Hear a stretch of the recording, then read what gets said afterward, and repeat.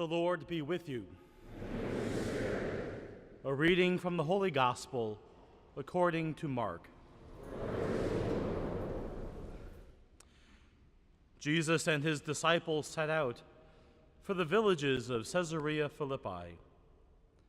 Along the way, he asked his disciples, "Who do people say that I am?" They said in reply, "John the Baptist, others Elijah, still others one of the prophets." And he asked them, "But who do you say that I am?" Peter said to him in reply, "You are the Christ." Then he warned them not to tell anyone about him. He began to teach them that the Son of Man must suffer greatly and be rejected by the elders, the chief priests, and the scribes, and be killed, and rise after 3 days. He spoke this openly. Then Peter took him aside and began to rebuke him. At this he turned around and, looking at his disciples, rebuked Peter and said, "Get behind me, Satan. You are not thinking as God does, but as human beings do."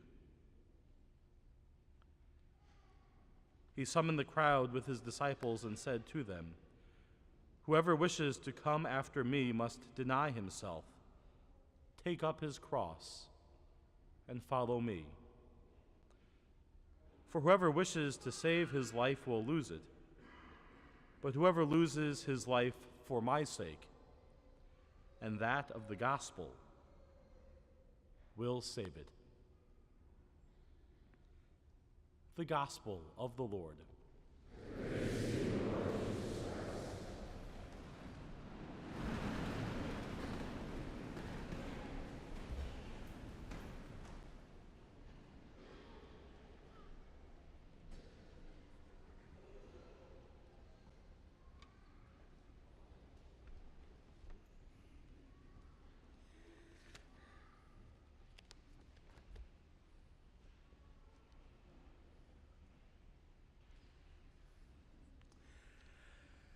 A few years ago, I had pre-boarded a plane in Detroit. By the way, what does pre-board? I think that must mean you get on before you get on. I have no idea what pre-board really means. And I took my seat, and then a last-minute passenger got on the plane in first class. He was absolutely furious that the aisle seat he had thought he had was not available. He started screaming at the flight attendant, "Do you know who I am? Don't you know who I am?" I was pretty certain he wasn't quoting Jesus in today's gospel. The flight attendant got on the intercom and said, "May I have your attention, please? There's a man up here in first class who does not know who he is. Perhaps someone can help him identify himself." That's a true story. I think Jesus asked the question today to his disciples, "Who do people say that I am?" And then, "Who do you say that I am?" to see if they are growing to recognize who he truly is. Now, there are many things in life we have to take for granted. Someone else knows more than we know in a specific area. So when someone from maintenance tells me that the ceiling fan that I bought is too heavy to be hung from the current fixture and the weight, it cannot be supported, so I believe him. I don't know these kinds of things, so I take his word for it.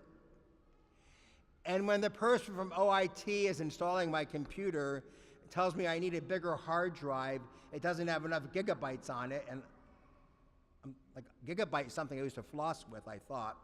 Actually, I have no idea what he means, so I gotta take his word for it. Each of us could list dozens and dozens of examples from our day-to-day life where we have to take someone else's word for it because we simply don't know. And one case where this is always true is when we are young and people begin to teach us about Jesus. We learn about Jesus from our parents, our teachers, our catechists, our priests. those who are involved with our early training and formation and growing up.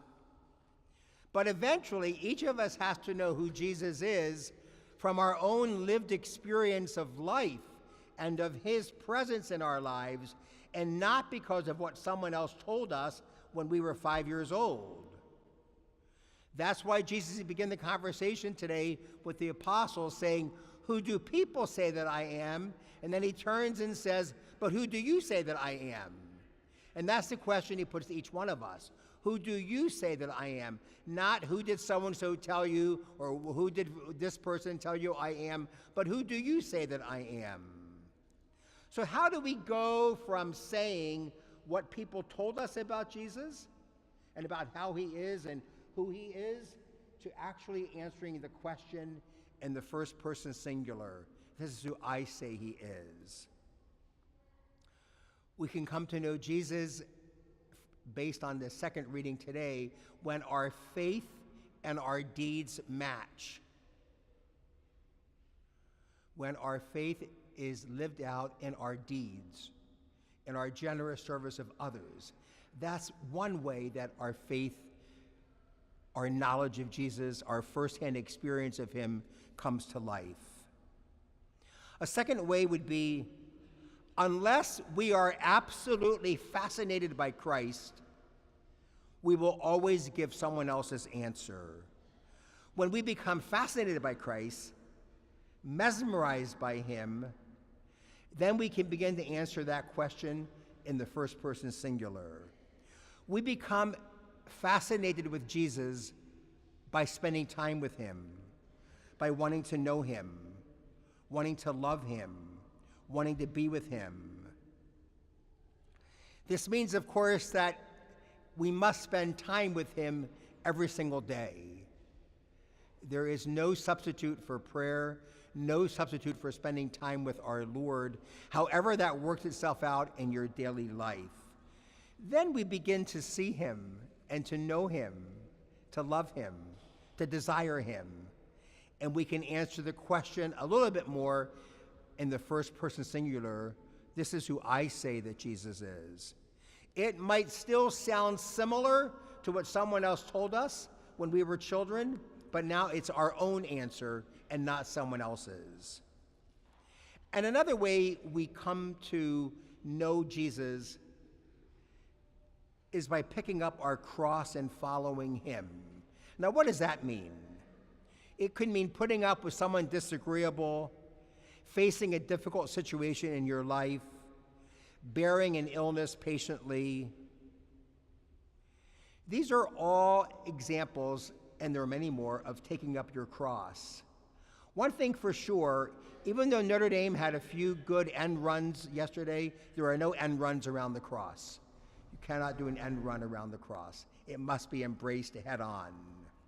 So maybe one of the most difficult ways to embrace the cross head on is learning to accept one's life exactly as it is. So learning to accept my life as it is, and this would include my sinfulness. Struggling to accept the sins in my life that I cannot seem to change or overcome. Trying and trying for years and seemingly making no real progress. Making some progress and then suffering a setback. At age 63, and I'm in the fourth quarter of life, I might add, I think that I can say that this is the biggest cross of my life, that I will most likely die without overcoming some of my sinful tendencies and some of my sins in my life. So this is what really causes me to be fascinated with Jesus. How can he go on loving me day after day, and I keep committing the same sins day after day? You think that God would be smarter than that. For God's sake, he's God. How could he be so vulnerable to love us time and time again? That kind of unconditional love, this kind of tremendous mercy has caused me to be fascinated, mesmerized with Jesus.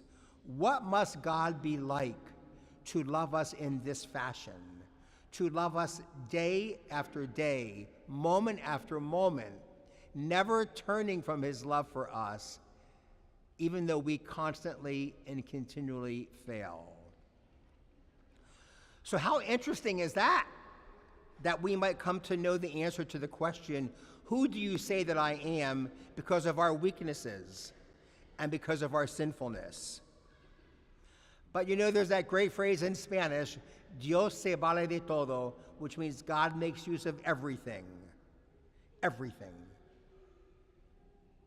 Everything to draw us to himself.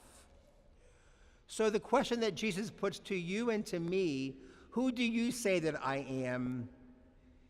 If you want to answer the question in the first person singular and not what others have told you, then we have to be fascinated by him, mesmerized by him.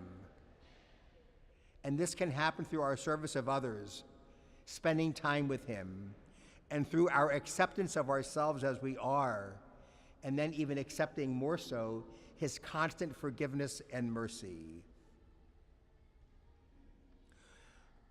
We are always on the way to finding him and knowing him.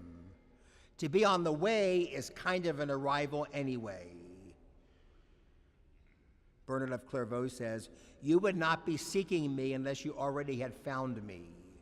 So the great news is at some level we have found him, and the greater news is he has found us completely. We have already been found by him.